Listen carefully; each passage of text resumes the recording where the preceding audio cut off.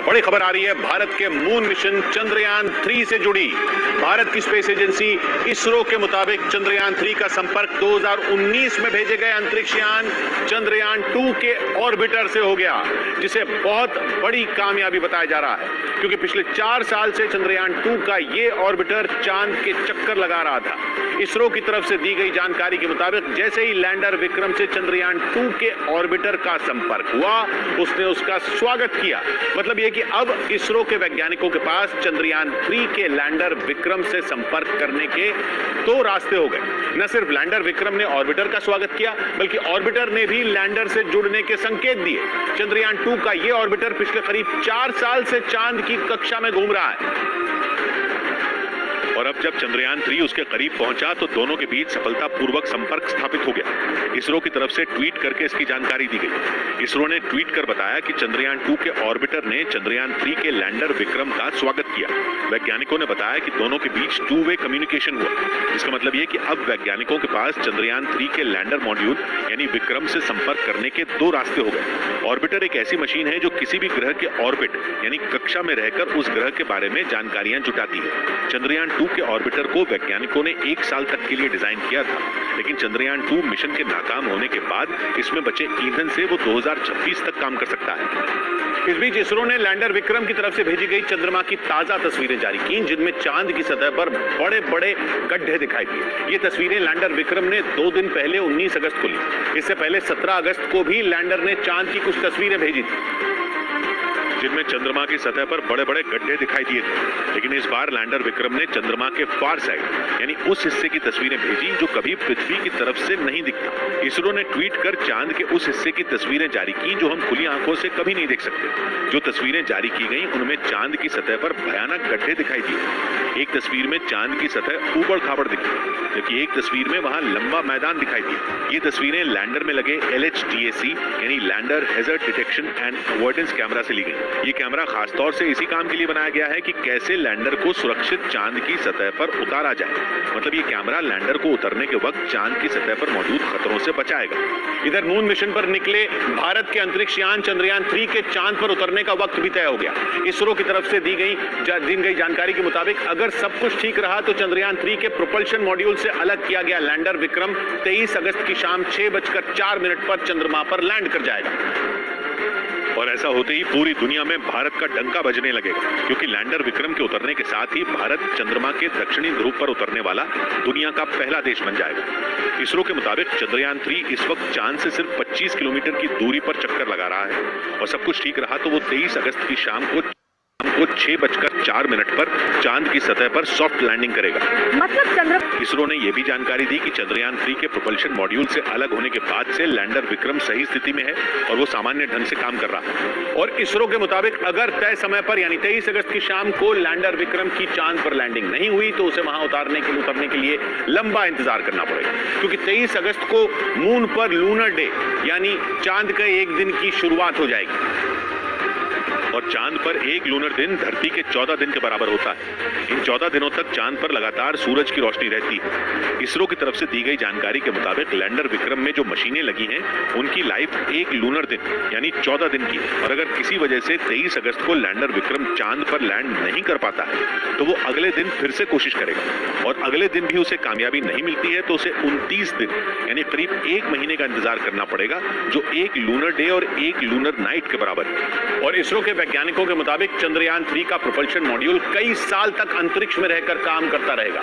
जबकि पहले यह बताया जा रहा था कि प्रोपल्शन मॉड्यूल 3 से 6 महीने तक ही अंतरिक्ष में काम करेगा, और इस दौरान वो धरती से आने वाले रेडिएशन की जांच करेगा। 17 अगस्त को अंतरिक्ष यान चंद्रयान 3 के प्रोपल्शन मॉड्यूल को सफलतापूर्वक विक्रम लैंडर से अलग किया गया था। उस दौरान उसकी लाइफ 3 से 6 महीने बताई जा रही है, लेकिन इसरो की तरफ से दी गई जानकारी के मुताबिक प्रोपल्शन मॉड्यूल 6 महीने नहीं बल्कि कई साल तक अंतरिक्ष में काम करता रहेगा। इसरो के मुताबिक 14 जुलाई को चंद्रयान 3 की लॉन्चिंग के दौरान प्रोपल्शन मॉड्यूल में करीब 1700 किलो ईंधन था। इसके बाद प्रोपल्शन मॉड्यूल के जरिए ही पृथ्वी के चारों तरफ 5 बार ऑर्बिट बदली गई। और 6 बार इंजन ऑन किया गया था। इस दौरान 1546 किलो ईंधन खत्म हो, बचे हुए ईंधन से वो कई साल तक अंतरिक्ष में रहकर काम कर सकेगा। हालांकि अभी पूरी दुनिया की नजर चंद्रमा की सतह पर चंद्रयान 3 की सॉफ्ट लैंडिंग पर है, लेकिन इस मिशन की असली कामयाबी रोवर प्रज्ञान पर टिकी है। ये रोवर अभी लैंडर विक्रम के अंदर है, जो करीब 25 किलोमीटर की दूरी पर चंद्रमा का चक्कर लगा रहा है। और ये रोवर एक्शन में तभी आएगा जब लैंडर विक्रम की चंद्रमा पर कामयाब लैंडिंग हो चुकी होगी। और जैसे ही चंद्रमा की सतह पर लैंडर विक्रम उतरेगा, उससे 6 पहियों वाला रोवर प्रज्ञान बाहर निकलेगा। प्रज्ञान का वजन केवल 26 किलो है। जैसे ही प्रज्ञान के कदम चंद्रमा पर पड़ेंगे, इसरो के वैज्ञानिक नया इतिहास रचने में कामयाब हो जाएंगे। प्रज्ञान में एक सोलर पैनल लगा हुआ है जो 50 वॉट तक बिजली बना सकता है। मतलब ये कि अपना काम करने के लिए जरूरी बिजली भी प्रज्ञान खुद ही बनाएगा। फिर इसमें लगे नेविगेशनल कैमरे और सेंसर काम करना शुरू कर देंगे, जिनके जरिए हर छोटी सी छोटी तस्वीर और जानकारी सीधा इसरो को मिलेगी। प्रज्ञान को इस मिशन का चीफ ऑफ कम्युनिकेशंस भी कहा जाता है। और यही वो डेटा होगा जो चांद के दक्षिणी ध्रुव से जुड़े रहस्यों को सुलझाएगा। चंद्रयान 3 मिशन की कामयाबी पूरी तरह रोवर प्रज्ञान के 14 दिनों के काम पर निर्भर होगी। और इसीलिए इसरो ने रोवर प्रज्ञान को बेहद आधुनिक बनाया है। रोवर प्रज्ञान में ऐसी तकनीक है कि वो केवल तस्वीरें खींचने वाला कोई कैमरा पर्सन नहीं है, बल्कि खुद रिसर्च करने वाला एक वैज्ञानिक भी है। लैंडर विक्रम से आधा किलोमीटर के दायरे में रोवर चंद्रमा की सतह पर घूमता रहेगा और रिसर्च करता रहेगा। केवल पानी ही नहीं, बल्कि चांद की सतह पर मौजूद दुर्लभ खनिजों को भी वो ढूंढेगा। तिरंगे झंडे का निशान और इसरो का लोगो, जो चांद पर हमेशा के लिए भारत के वैज्ञानिकों की कामयाबी की छाप बन जाएंगे। चांद पर एक दिन पृथ्वी के 14 दिनों के बराबर होता है। रोवर की रिसर्च भी चांद की सतह पर पृथ्वी के 14 दिनों तक ही चलेगी। लेकिन इसरो की सबसे बड़ी चुनौती चांद के दक्षिणी ध्रुव पर अंतरिक्ष यान को सॉफ्ट तरीके से उतारना है, क्योंकि चंद्रमा का दक्षिणी ध्रुव मुश्किलों और रहस्यों से भरा है, जिससे पूरी दुनिया अनजान है। चांद के इस हिस्से पर कोई नहीं पहुंच सका है। लेकिन भारत का चंद्रयान 3 चांद के दक्षिणी ध्रुव पर लैंड करके चांद की जमीन पर इतिहास रचने वाला है। भारत का अंतरिक्ष यान चंद्रयान 3 चांद पर जिस जगह पर उतरेगा, वहां आज तक दुनिया का कोई भी देश नहीं पहुंच पाया, क्योंकि चांद का दक्षिणी ध्रुव वो हिस्सा है जहां पर कई उबड़ खाबड़ और जोखिम भरे इलाके भी हैं। एक रिपोर्ट के मुताबिक वहां इतनी बड़ी खाइयां हैं जिनमें हिमालय भी समा जाए। इसके अलावा वहां चांद की दूसरी जगह के मुकाबले अंधेरा ज्यादा है, जिससे वहां किसी भी अंतरिक्ष यान को उतरने में दिक्कत होती है। यही नहीं, रात के वक्त वहां का तापमान -230 डिग्री तक गिर जाता है, जिस वजह से ये चांद के दुर्लभ इलाकों में एक है।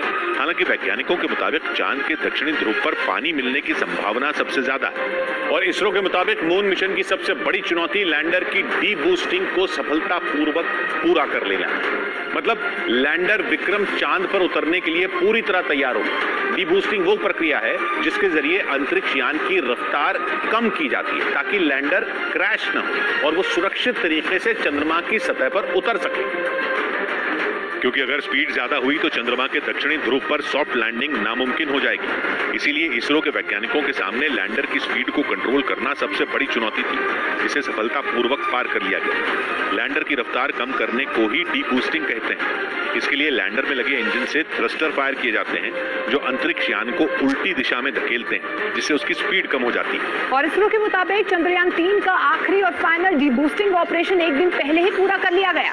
इस ऑपरेशन के बाद लैंडर की चंद्रमा से न्यूनतम दूरी 25 किलोमीटर और अधिकतम दूरी 134 किलोमीटर है। इसरो ने जानकारी दी कि अब लैंडर की आंतरिक जांच होगी और जब तक चांद पर सूरज नहीं निकलेगा तब तक लैंडर को उतरने के लिए इंतजार करना पड़ेगा। और चंद्रयान 3 से पहले 22 जुलाई 2019 को इसरो ने मून मिशन चंद्रयान 2 लॉन्च किया था, जो सॉफ्टवेयर में गड़बड़ी की वजह से सितंबर 2019 में फेल हो गया था। चंद्रयान 2 का मकसद चंद्रमा पर ऑर्बिटर, लैंडर और रोवर को भेजना था और सब कुछ ठीक भी चल रहा था। लेकिन आखिरी वक्त में लैंडर के क्रैश होने की वजह से चंद्रयान 2 मिशन फेल हो गया था।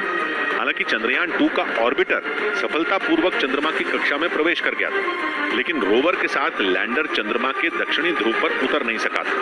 इसरो के मुताबिक चंद्रयान 2 के लैंडर में 5 इंजन थे, लेकिन यान की रफ्तार कम करने के लिए उन इंजनों ने जरूरत से ज्यादा थ्रस्ट कष्ट भर दिए, जिससे परेशानियां बढ़ गई। और मिशन नाकाम होने की दूसरी सबसे बड़ी वजह लैंडर के सॉफ्टवेयर का फेल होना बताया गया।